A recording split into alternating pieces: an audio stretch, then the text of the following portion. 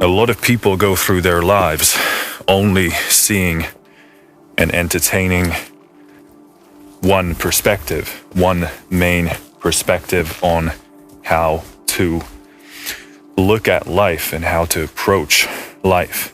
But an artist is capable of creating an interesting piece of music because they can see a multitude of different ways of how to look at life.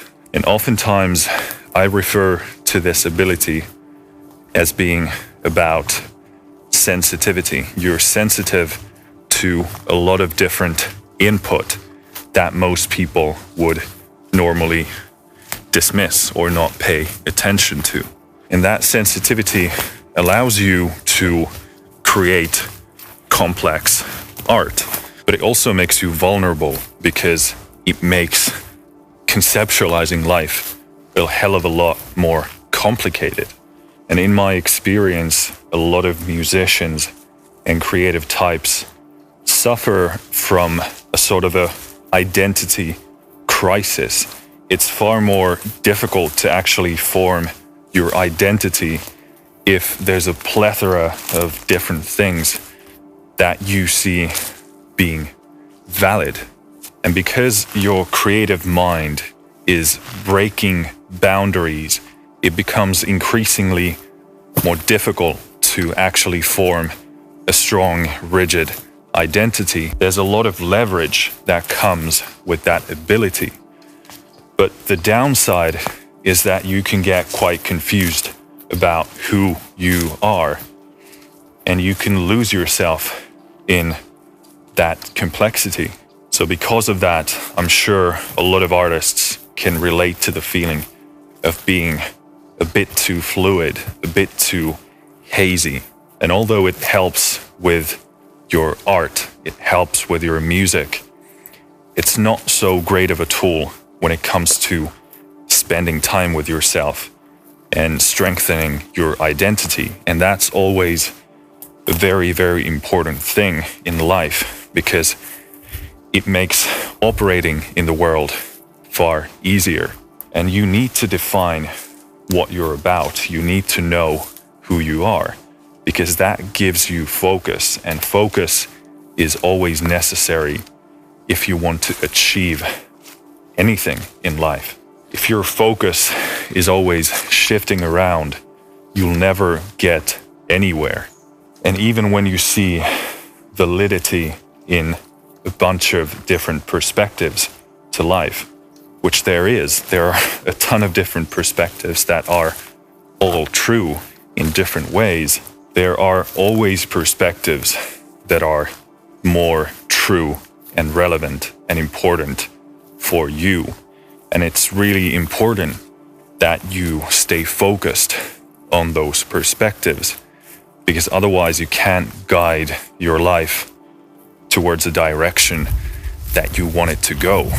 I'm sure a lot of creative types and people overall can relate to the feeling of being unfocused.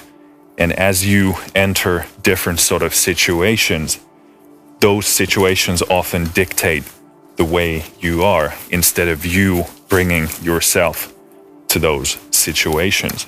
Now, some of that is due to the personality trait of openness and agreeableness.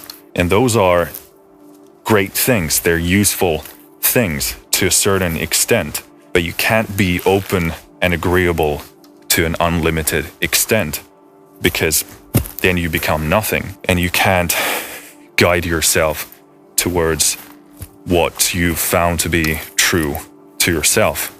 And I'm sure a lot of people can relate to the feeling of a situation changing you and guiding you towards a direction that ultimately you're not comfortable with and you're not happy with.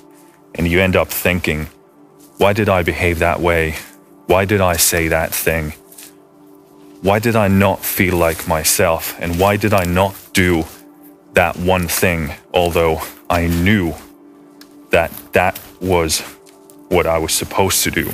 And it's not nice to spend time with a person like that. You are stuck with yourself. and you want to spend time with a person you respect and admire, hopefully, I think respecting yourself is of the highest importance.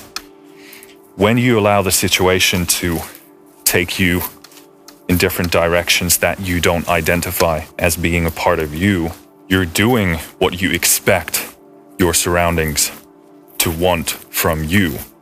And in those situations, you're pursuing likability. And in my experience and estimation, being liked is far inferior to being respected. Liking something is easy. You just conform to the limitations and specifications of whatever is evaluating you. But respect commands something more, something higher, something with more resolution. It goes deeper and it speaks to a more noble part of ourselves. So there was a point where I found that I was vague, hazy, fluid, undefined. And I would often leave different sort of situations thinking, why did I behave that way? I said things I don't believe in. I said things I don't want to say. And I felt like I wasn't in my own skin. I wasn't in my own head. I was simply being reactive to my surroundings. Of course, not to a complete degree, but far too much than what I was actually willing to give. And a lot of this behavior comes from fear and insecurity and being timid, and ultimately addressing this issue and being able to form a one you is about bravery, and it's about courage, and it's about trusting and knowing what you've already confirmed to be true and what you've confirmed to be a part of you. And bringing that to all situations and environments, regardless of what those contexts actually are. We're so afraid of judgment, we're so afraid of being wrong, of being disliked, that we sacrifice who we actually are in order to be liked, in order to be accepted. And if you do that on a consistent basis, then you become hazy and undefined and too fluid. And I'm saying all of this knowing that the world needs more openness, and we need a bit of that agreeable spirit in order to facilitate a good environment for conversation and a healthy dialogue. So how do you form a one you? Trust what you've learned to be true.